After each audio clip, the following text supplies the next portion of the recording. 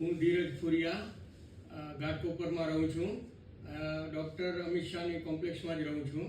મને આંખનો મોતિયો થઈ ગયો હતો. મારે પગમાં તકલીફ થઈ હતી, એને લીધે મારે 2-3 મહિના ખેંચાઈ ગયા. એટલે સુગર બી હતું, એને લીધે બહુ જ હાર્ડ એકદમ પાકી ગયો મોતિયો. તો ઇમરજન્સી મારે ઓપરેશન કરાવવું પડ્યું.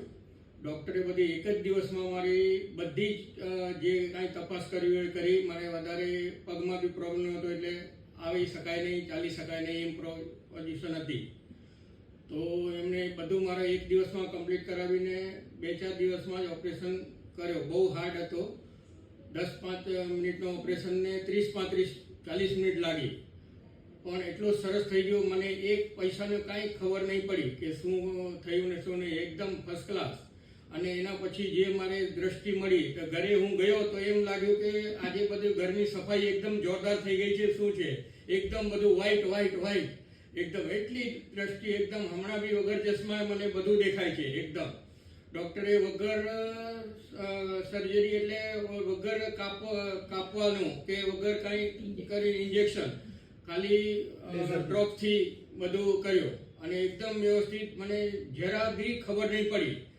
એટલું સરસ રીતે થઈ ગયું.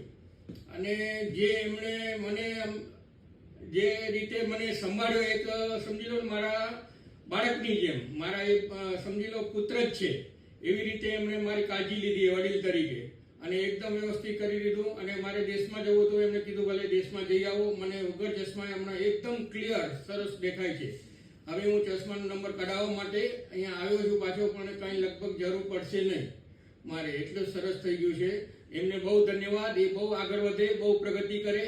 ખૂબ એ સ્વભાવના બી બહુ સરસ, એકદમ જેન્ટલ માણસ છે અને એકદમ લાગણીશીલ માણસ છે.